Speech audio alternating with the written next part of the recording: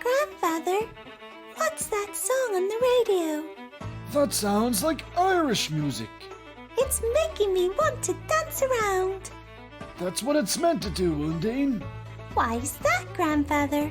Well, that's commonly played on St. Patrick's Day. St. Patrick's? Didn't he fight a snake or something? Well, sort of, Undine. Why don't we follow the music? This is my magic radio, and we can follow the airwaves to anywhere we want. Yes, please, Grandfather. I want to follow the music to St. Patrick's. Then to St. Patrick's Day we go!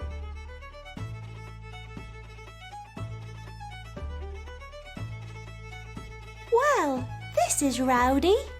This is St. Patrick's Day, Undine. It's a national holiday for the Irish. I'm not complaining. It seems very fun. Yes, it's a cultural and religious celebration. What does it celebrate though, Grandfather? It commemorates St. Patrick and the arrival of Christianity in Ireland. It's celebrated on his death date, the 17th of March. So, who was St. Patrick?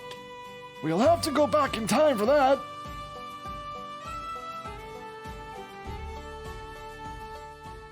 Is this Patrick? It is. He was a 5th century Christian missionary and the Bishop of Ireland.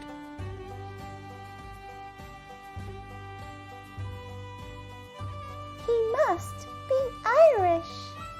Not exactly. They think he was born in Roman Britain to a wealthy family. So how did he end up in Ireland?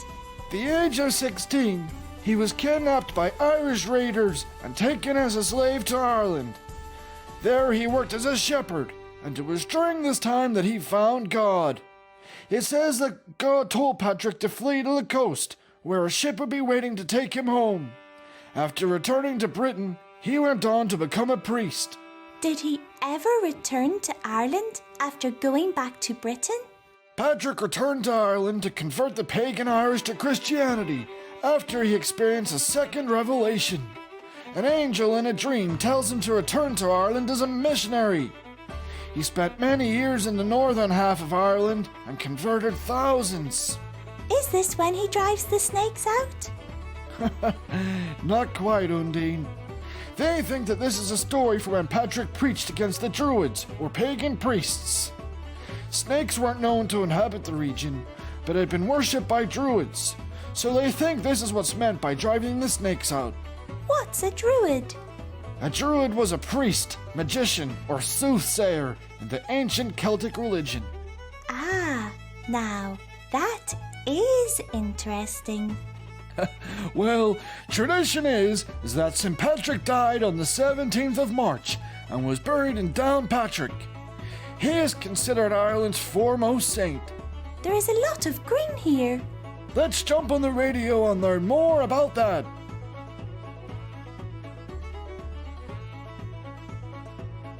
So, I don't get it. Why so much green? Well, it all comes from Patrick. Patrick is said to have used the shamrock, a 3-leaved plant, to explain the Holy Trinity to the pagan Irish. The Holy Trinity was God in 3 parts: the Father, the Son, and the Holy Spirit. That's really interesting. It is. The story first appeared in writing in 1726, but it might be older. In pagan Ireland, 3 was a very important number. So, is green a big colour because of the shamrocks then? Yes, it's a lovely color. Many people choose to wear the color green, and the flag of the Republic of Ireland is often seen in St. Patrick's Day parades around the world. Would you like to go to a parade? Yes, please, Grandfather.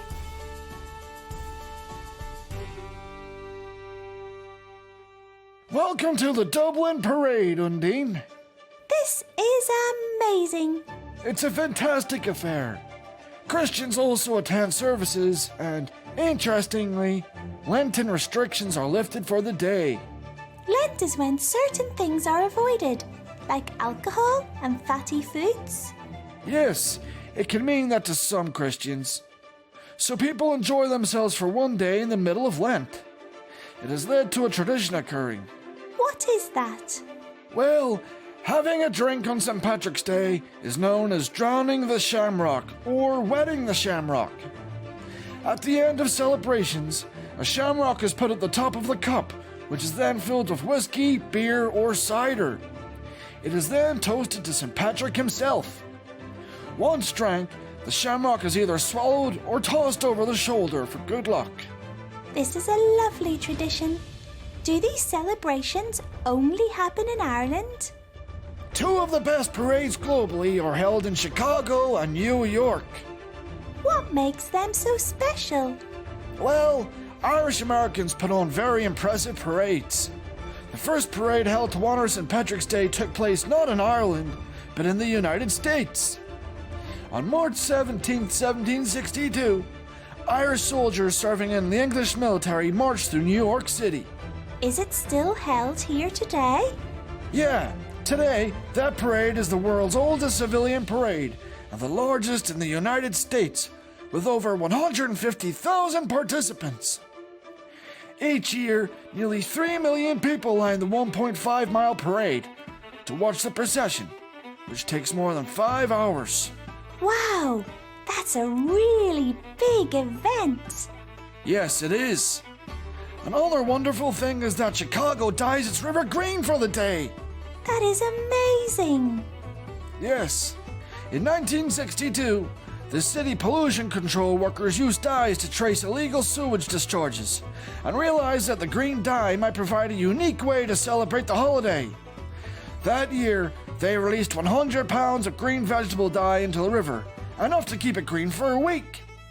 Today, in order to minimize environmental damage, only 40 pounds of dye are used, and the river turns green for only several hours. Maybe it's not a good idea to dye the river green, but it's really amazing to look at. Yes, I do agree with you. Besides the parades and the Green River, there are also marching bands, dancing, traditional foods, and celebrations of language. In fact, the week of St. Patrick's Day is known as Irish Language Week. Actually, I'm feeling quite hungry. I'd love to hear more about the traditional food. There are a lot of different food traditions. Corned beef and cabbage is a traditional St. Patrick's Day dish. Besides this, things like Irish soda bread and Irish potato champ are also served on that day. Yum! I'd love to try some. I love St. Patrick's Day. There is such a wonderful atmosphere. Yes, and that's not even mentioning the Céilís. What are they? They are Irish traditional music sessions, where instruments like the fiddle and the bodhrán are played. This sounds absolutely amazing. Can we go join in with the festivities? We can, Undine. I can't wait to join in. But before that, can you tell me the next festival we're going to explore? I'll tell you all about it in the next journey. See you later, kids. See you soon.